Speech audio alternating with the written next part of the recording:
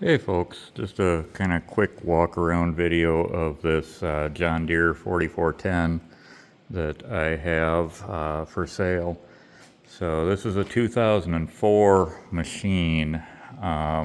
It's essentially a one-owner machine as I understand it. The original owner of this unit had this machine, and then he also had two 60 horsepower larger machines, and he had a 60 or 80 acre hobby farm slash milk farm. And so because he had the larger machines, this one did not get many hours on it. So this is a 2004, and it only has 2,200 hours on it. So it's in really good condition for being a 20-year-old or 21-year-old tractor. Now, you'll notice that there is some dirt on some of the seals and cylinders and such. I deliberately did not wash this or clean it up. So because the tractor had sat for quite a while, these cylinders were seeping just a little bit when I got it. And the seals did seat up right away after I started using it a bit. Now, I've only put maybe 7 or 8 hours total of use on it in the 2 years that I've had it. But like I say, I deliberately did not give it a bath or wash it up because I wanted to be obvious what's going on with it and not try and hide anything. But like I say, the cylinder did have just a little bit of a drip. It wouldn't leak when I was using it, but when I'd park it in the garage and it would sit for a week or two, there'd be about a teaspoon worth of oil on the cylinder barrel and down on the floor. Well, now this tractor's been sitting here for about 3 days now, and as you can see, there's no oil on the tire or anything from that leaking. So they did seat up once it was used a little bit. So it was just the seals weren't seated because it had been sitting for so long unused. And it does have a little bit of sun fading on it, but you know, any dealership would take this in, give it a quick pressure wash and hit it with some turtle wax, and it would polish right up. The main thing that does need to be addressed on this is that the wheel seals are leaking a little bit, as you can see by the dirt. So we've got this knuckle seal and then the wheel seal itself. And so both sides are leaking a little bit on those. And as I understand it, that is about a 4-hour process per side to tear those down and replace both the wheel seal and that steering knuckle seal. And I believe that those seals are about $85 per side for the pair. So that should be addressed. And then this grill has 2 broken tabs on it. You can see the broken corner there, and isn't aged real well. That could either be epoxied and repaired, or you can buy a full new grill for about $200. I just haven't addressed that. But, and then it does have one tear in the seat right there. So those are things that if I was an equipment dealer and looking to sell this, that I would address. I do have a new set of tires for the back. They were takeoffs from another tractor with very, very low hours because the rear tires on this are dry rotted.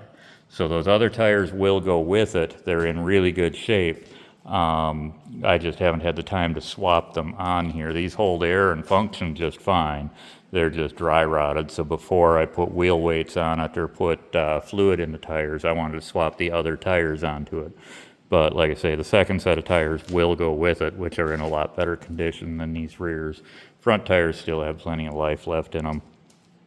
But like I say, I've only run the thing about 8 hours total, mostly of it moving snow around. This is the 4-wheel drive with the hydrostatic foot controls, 3-speed transmission. It does have the electric PTO and 3-point on the rear. And then it's got the auxiliary hydraulics on the rear.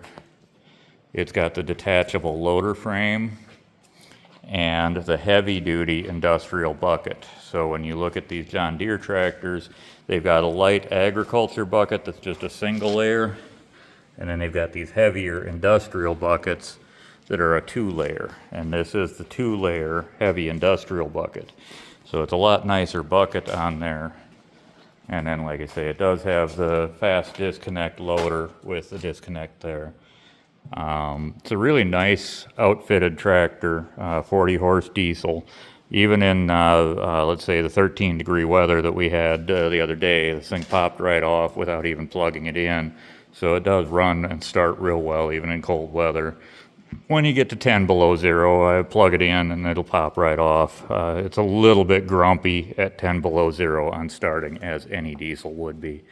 But I haven't had a stitch of trouble with it. It's been a real nice tractor.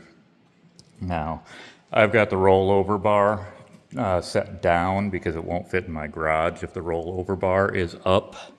But I do have a, what would you call it, a cantilever cab topper that goes over this. So a sunshade or rain shade fiberglass top that goes onto the rollover bar.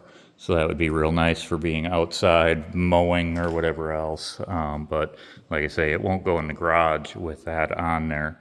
And that does bolt to the rollover bar.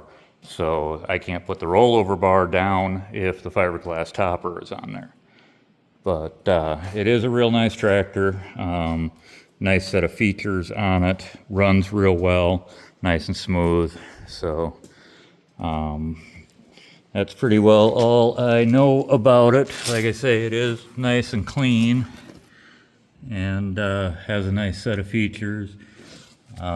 It does, somebody was telling me that it does have the undercarriage PTO. I have not verified that because I don't know exactly what I'm looking at on these because I'm not an expert on this tractor. But so now you know what I know. Like I say, it is a really nice running tractor with low hours.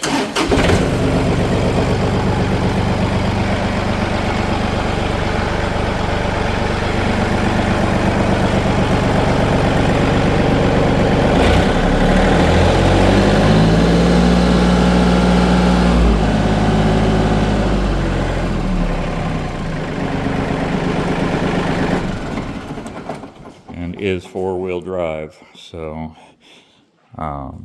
thank you for watching. I know it kind of got to be a little long-winded and random here, but thank you.